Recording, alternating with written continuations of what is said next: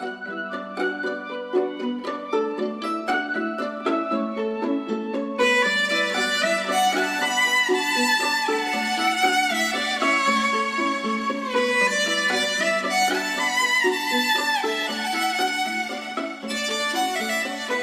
Assalamualaikum warahmatullahi wabarakatuh. Perkenalkan, nama saya Sujeni Pandanulangi, NIM 2110202003 dengan dosen pengampu Bapak Muhammad Isnaini, SAG, MPD. Baiklah, saya akan menjelaskan tentang pengembangan media dan sumber belajar. Sebelum masuk ke pengembangan media dan sumber belajar, saya akan menjelaskan terlebih dahulu tentang sejarah media. Yang pertama adalah zaman tanda dan isyarat. Zaman ini merupakan yang paling awal dalam sejarah perkembangan manusia dan muncul jauh sebelum nenek moyang manusia dapat berjalan tegak dalam berkomunikasi satu sama lain. Peran insting meskipun masih sangat rendah, sangatlah penting. Proses komunikasi manusia lebih berdasarkan insting dan bukan rasionya. Perubahan zaman dan alam serta pertumbuhan manusia pada era ini akhirnya merubah kemampuan dan cara berpikir mereka. Perubahan ini juga berdampak pada cara mereka berkomunikasi sekalipun masih menggunakan tanda, simbol, dan isyarat. Seiring berjalannya waktu, pada pola komunikasi yang dilakukan mengalami penyempurnaan untuk lebih baik, sesuai dengan kemampuan yang dimiliki. Meskipun ada perkembangan yang lebih maju dalam proses komunikasi, proses itu belum mengarah pada penggunaan bahasa atau percakapan sebagai alat komunikasi yang bisa dilakukan manusia pada era ini. Munculnya tanda dan isyarat sebagai alat komunikasi berasal dari penyempurnaan penggunaan suara, seperti geraman, tangisan, dan jeritan sebagai alat komunikasi mereka. Yang kedua adalah zaman bahasa lisan. Zaman komunikasi lisan ini berjalan kira-kira 300.000 tahun sampai 200.000 tahun sebelum Masehi. Era ini juga ditandai dengan lahirnya embrio, kemampuan untuk berbicara dan berbahasa secara terbata-bata dalam kelompok masyarakat tertentu. Oleh karena itu, manusia pada zaman ini sering disebut dengan Homo sapiens. Dari penelitian yang pernah dilakukan, kemampuan berbicara dalam sistem bahasa baru terjadi sekitar 90.000 tahun sampai 40.000 tahun sebelum Masehi. Sementara itu, bahasa secara lengkap mulai digunakan kira-kira 35.000 tahun sebelum Masehi. Manusia jenis Cro-Magnon menjadi ciri utama era ini. Di awal periode kehidupannya, manusia jenis ini sudah mempunyai keahlian di dalam membuat peralatan yang berasal dari batu. Pada zaman inilah, manusia diawali zaman batu, merupakan salah satu perkembangan awal perkenalan bahasa yang ditulis, meskipun hanya berupa gambar yang dibuat pada batu.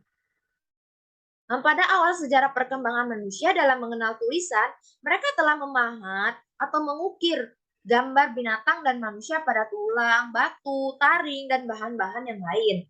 Manusia pada era ini biasanya mewariskan lukisan indah pada dinding beberapa goa. Di daerah mereka tinggal, ratusan goa itu pernah ditemukan di Spanyol dan Prancis bagian selatan. Selanjutnya adalah zaman tulisan. Kecakapan manusia berkomunikasi secara lisan menurut perkiraan berlangsung sekitar 50 juta tahun kemudian memasuki generasi kedua di mana manusia mulai memiliki kecakapan berkomunikasi melalui tulisan. Bukti kecakapan ini ditandai dengan ditemukannya tanah liat yang bertulis di Sumeria dan Mesopotamia sekitar 4.000 tahun sebelum Masehi. Kemudian berlanjut dengan ditemukan sebagai tulisan di kulit binatang dan batu arca. Lalu secara berturut-turut dapat disebutkan pemakaian huruf kuno di Mesir. 3.000 tahun sebelum Masehi, alfabet Phoenicia, 18.000 tahun sebelum Masehi, huruf Yunani kuno 1.000 tahun sebelum Masehi, huruf Latin 600 tahun sebelum Masehi. Ada juga sebuah bukti bahwa 30.000 tahun yang lalu manusia sudah membuat peralatan dan hidup berkelompok di seluruh benua. Juga ditemukan petroglif atau lukisan batu yang usianya kurang lebih 10.000 tahun Dan ada lukisan-lukisan rumit di dinding-dinding goa di Spanyol maupun Prancis yang kira-kira berumur 18.000 tahun. Sejarah tulisan sendiri merupakan salah satu dari proses pergantian dari gambaran piktografi ke sistem fonetis. Dari penggunaan gambar ke penggunaan font sederhana untuk menyatakan maksud yang lebih spesifik. Yang terakhir adalah zaman kemunculan retorika. Sebagai cikal bakal, ilmu komunikasi retorika mempunyai sejarah yang panjang. Para ahli berpendapat bahwa retorika sudah ada sejak manusia ada. Akan tetapi, retorika sebagai seni bicara yang dipelajari dimulai pada abad ke-5 sebelum Masehi, ketika kaum sofis di Yunani mengembara dari tempat yang satu ke tempat yang lain untuk mengajarkan pengetahuan mengenai politik dan pemerintahan, dengan penekanan terutama pada kemampuan berpidato.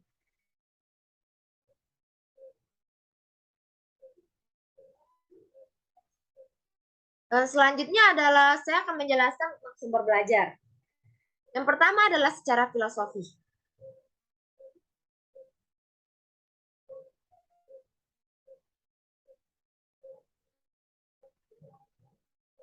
Secara luas, sumber belajar merupakan pengalaman hidup yang bersifat empiris, rasional, dan spiritual. Pengalaman hidup empiris didapat dari interaksi seseorang dengan lingkungan material dan sosial, dan yang rasional dari melalui premis-premis yang dapat dipikirkan secara logis, sedangkan yang spiritual merupakan emanasi dari wujud wajib melalui akal aktif kepada akal mustafad. Akal yang beroperasi pada level supramental ini memancarkan pengetahuan yang berupa bentuk tertentu kepada seseorang karena ada kecenderungan jiwa manusia yang suci berhubungan dengan akal ini. Siapapun yang dapat berhubungan dan berkomunikasi dengan akal ini, maka ia akan mengenal atau mengetahui hakikat dari sesuatu. Yang kedua adalah tujuan dari sumber belajar tersebut adalah tujuan sumber belajar adalah untuk meningkatkan efektivitas dari efisiensi kegiatan proses belajar mengajar melalui pengembangan sistem instruksional. Hal ini dilaksanakan dengan menyediakan berbagai macam pilihan untuk menunjang kegiatan kelas dan untuk mendorong penggunaan cara-cara yang baru yang paling sesuai dengan mencapai tujuan program akademis. Yang ketiga adalah bentuk sumber belajar. Menurut AECT, Association of Education Communication Technology, mengklarifikasikan ada 6 bentuk sumber belajar.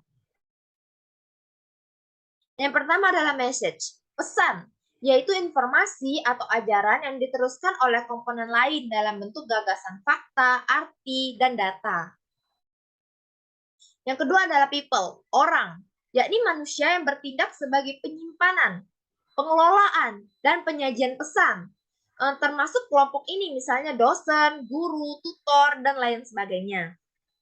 Yang ketiga adalah materials, bahan, yaitu perangkat lunak yang mengandung pesan untuk disajikan melalui penggunaan alat, perangkat keras, ataupun oleh dirinya sendiri.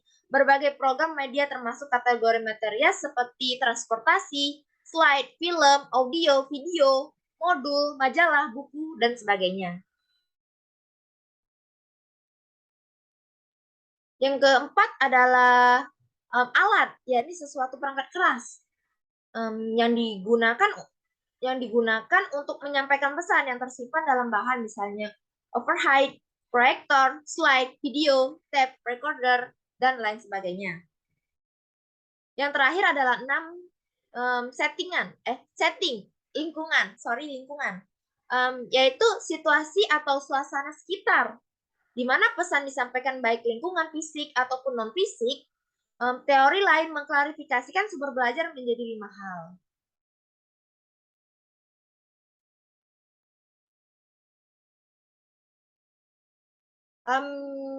Selanjutnya adalah pengertian media.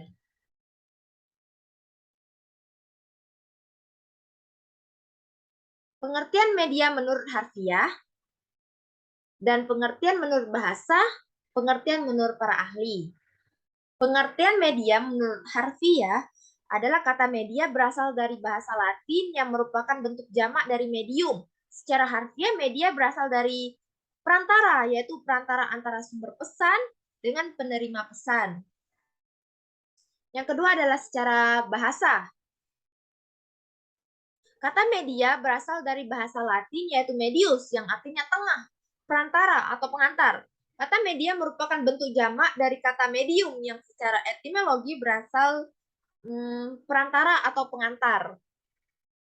Baiklah, menurut para ahli, media itu menurut Cangara dalam buku Pengantar Ilmu Komunikasi tahun 2006 menyebutkan bahwa media merupakan alat atau sarana untuk menyampaikan pesan dari komunikator kepada khalayak. Dalam hal ini, media paling mendominasi dalam berkomunikasi adalah panca indera manusia seperti mata, telinga.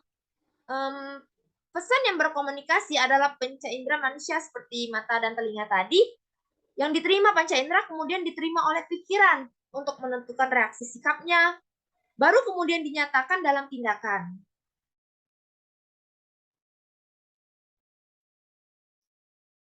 Menurut Arsyad, media dapat diartikan sebagai perantara atau pengantar pesan dari pengirim pesan ke penerimanya. Media di sini dapat berupa suatu bahan, software, dan atau suatu alat, hardware. Menurut Arif Sadirman, media mencakup segala hal fisik yang dapat menyajikan pesan dan merangsang siswa untuk belajar, contohnya film, buku, dan kaset. Dari beberapa pendapat itu bahwa media adalah alat bantu penghubung untuk menyampaikan pesan dan informasi dari sumber pesan ke penerima pesan.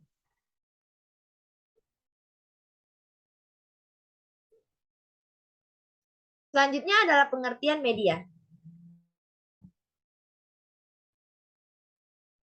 Pengertian media menurut pembelajaran, pengajaran, dan pendidikan.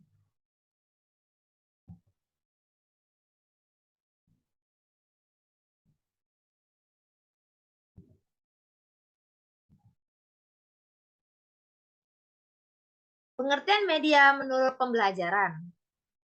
Media pembelajaran adalah segala sesuatu yang dapat digunakan untuk menyampaikan pesan atau informasi. Menyampaikan pesan atau informasi dalam proses belajar mengajar sehingga dapat merangsang perhatian dan minat untuk belajar. Lebih lanjut, Gardner dan Branks 1975 dalam Arsyad 2013 secara eksplisit mengatakan bahwa media pembelajaran mencakup alat-alat yang secara fisik digunakan untuk menyampaikan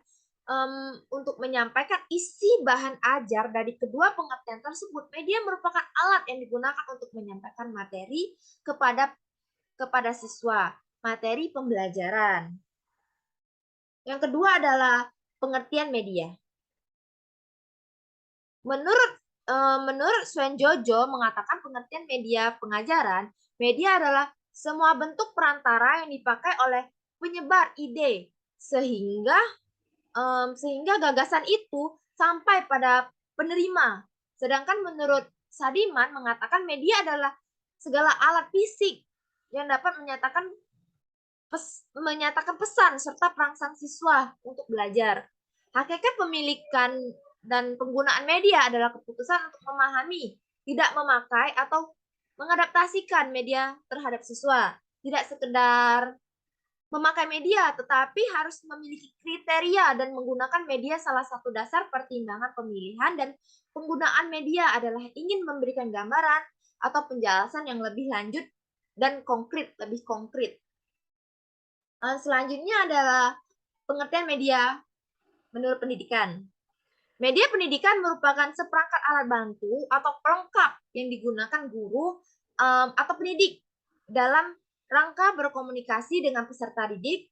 Alat bantu tersebut disebut dengan media pendidikan, sedangkan komunikasi adalah sistem penyampaian. Baiklah, itu saja mungkin penjelasan dari saya. Lebih dan kurang saya mohon maaf. Kepada Allah saya mohon ampun. Wassalamualaikum warahmatullahi wabarakatuh. Terima kasih.